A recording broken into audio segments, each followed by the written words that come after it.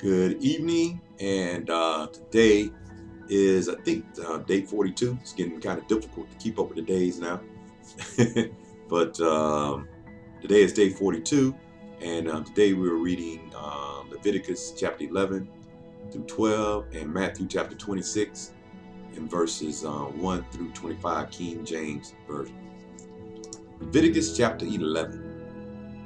And the Lord spake unto Moses and to Aaron, saying unto them, Speak unto the children of Israel, saying, These are the beasts which ye shall eat among all the beasts that are on the earth. Whatsoever parteth the hoof and is cloven-footed and cheweth the cud among the beasts, that shall ye eat. Nevertheless, these shall ye not eat of them that chew the cud, or of them that divide the hoof, as the camel, because he cheweth the cud, but divided not the hoof, he is unclean unto you. And the coney, because he cheweth the cud, but divided not the hoof, he is unclean to you. And the hare, because he cheweth the cud, but divided not the hoof, he is unclean unto you. And the swine, though he divided the hoof, and he cloven-footed, yet he cheweth not the cud, he is unclean to you. Of their flesh shall ye not eat, and their carcass shall ye not touch. They are unclean to you. These shall ye eat of all that are in the waters. Whatsoever hath fins and scales in the waters, in the seas, and in the rivers, them shall ye eat. And all that have not fins and scales in the seas, and in the rivers, of all that move in the water, and of any living thing which is in the waters, they shall be an abomination to you. They should be even an abomination unto you. Ye should not eat of their flesh, but ye shall have the carcasses in abomination. Whatsoever hath no fins nor scales in the water, that shall be an abomination to you. And these are they which ye shall have in abomination among the fowls. They shall not be eaten. They are an abomination. The eagle and the ossifrage and the osprey and the vulture and the kite after his kind, every raven after his kind, and the owl and the nighthawk, and the cuckoo and the hawk after his kind, and the little owl and the cormorant and the great owl, and the swan and the pelican and the jeer eagle, and the stork, the heron after her kind, and the lapwing and the bat. All fowls that creep going upon all four shall be an abomination unto you. Yet these may ye eat of every flying creeping thing that goeth upon all four, which have legs above their feet, to leap withal upon the earth. Even these of them ye may eat: the locust after his kind, and the bald locust after his kind, and the beater after his kind, and the grasshopper after his kind. But all other flying creeping things which have 4 feet shall be an abomination unto you. And of these ye shall be unclean. Whosoever touches the carcass of them shall be unclean until the even. The carcass of every beast which divided the hoof, and is not cloven-footed, nor chewed the cud, are unclean unto you. Every one that toucheth them shall be unclean.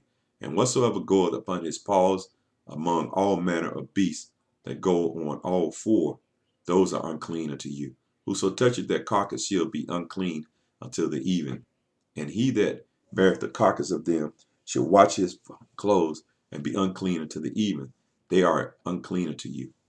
These are also shall be unclean unto you among the creeping things that creep upon the earth: the weasel and the mouse and the tortoise after his kind, and the ferret and the chameleon, and the lizard and the snail and the mole.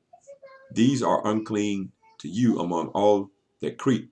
Whoso doth touch them, when they be dead, shall be unclean until the even. And upon whosoever any of them, when they are dead, doth fall, it should be unclean, whether it be any vessel of wood or raiment or skin or sack, whatsoever vessel it be, wherein any work is done. It must be put into water, and it should be unclean until the even, so it should be cleansed. And every earthen vessel whereinto any of them falleth, whatsoever is in it shall be unclean, and ye shall break it. Of all meat which may be eaten, that on which such water cometh should be unclean, and all drink that may be drunk and every such vessel shall be unclean. And everything whereupon any part of their carcass falleth shall be unclean, whether it be oven or ranges or pot for pots.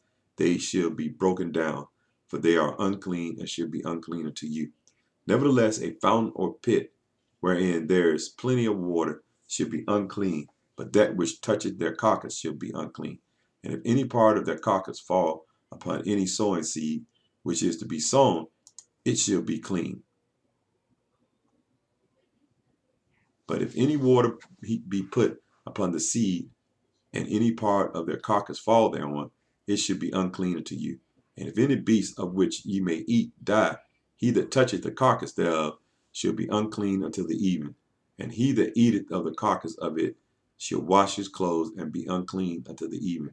He also that beareth the carcass of it shall wash his clothes and be unclean until the even. And every creeping thing that creepeth upon the earth should be an abomination. It should not be eaten. Whatsoever goeth upon the belly, and whatsoever goeth upon all four, or whatsoever had more feet among all creeping things that creep upon the earth, them ye shall not eat, for they are an abomination.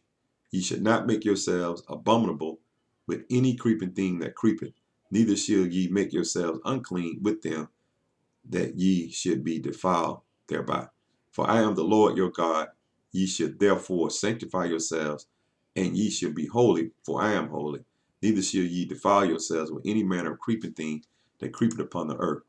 For I am the Lord that bringeth you out of the land of Egypt to be your God. Ye shall therefore be holy, for I am holy.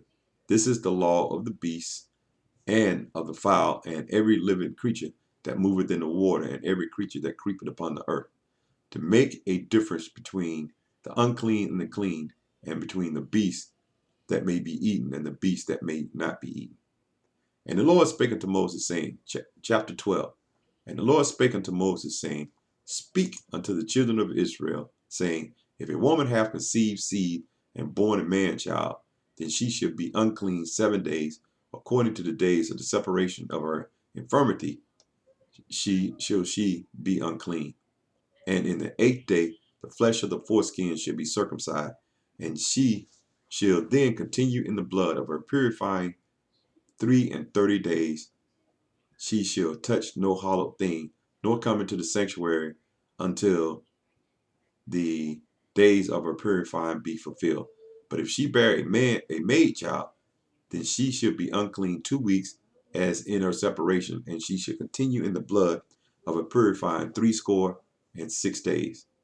And when the days of her purifying are fulfilled for a son or for a daughter, she shall bring a lamb of the first year for a burnt offering, and a young pigeon of a turtle dove for a sin offering unto the door of the tabernacle of the congregation unto the priest, who shall offer it before the Lord and make an atonement for her, and she shall be cleansed from the tissue of her blood. This is the law for her that hath borne a male or a female. And if she be not able to bring a lamb, then she shall bring 2 turtles or 2 young pigeons, the one for the burnt offering, and the other for a sin offering. And the priest shall make an atonement for her, and she shall be clean. Matthew chapter 26, verses 1 through 25. And it came to pass, when Jesus had finished all these sayings, he said unto his disciples, ye know that after 2 days is the feast of the Passover, and the Son of Man is betrayed to be crucified. Then assembled together the chief priests and the scribes and the elders of the people unto the place of the high priest, who was called Caiaphas, and consulted that they might take Jesus by subtlety and kill him. But they said, not on the feast day, lest there be an uproar among the people. Now when Jesus was in Bethany in the house of Simon the leper, there came upon him a woman having an alabaster box of very precious ointment, and poured it on his head as he sat at meat. But when the disciples saw it, they had indignation, saying, what purpose is this waste? For the ointment might have been sold for much and given to the poor. When Jesus understood it, he said unto them, why trouble ye the woman? For she hath wrought a good work upon me. For ye have the poor always with you, but me ye have not always. For if that she had poured this ointment on my body, she did it for my burial. Verily I say unto you, whatsoever this gospel shall be preached in the whole world, there shall also this, that this woman hath done, be told for a memorial of her. Then one of the 12, called Judas Iscariot, went unto the chief priests, and said unto them, What will ye give me, and I will deliver him unto you? And they covenanted with him for 30 pieces of silver. And from the time he sought opportunity to betray him. Now the first day of the feast of the unleavened bread, the disciples came to Jesus, saying unto him, Where wilt thou that we prepare for thee to eat the Passover? And he said, Go into the city to search a man, and say unto him, The master said, My time is at hand, and I will keep the Passover at thy house with my disciples. And the disciples did as Jesus had appointed him, and they made ready the Passover. Now when the even was come, he sat down with the 12, and as they did eat, he said, Verily I say unto you, that one of you shall betray me. And they were exceedingly sorrowful, and began every one of them to say unto the Lord, Is it I? And he answered and said, He that dippeth his hand with me in the dish, the same should betray me. The Son of Man goeth as it is written of him. But woe unto that man by whom the Son of Man is betrayed. It had been good that this man, if he had not been born. Then Judas, which betrayed him, answered and said, Master, is it I? He said unto him, Thou hast said.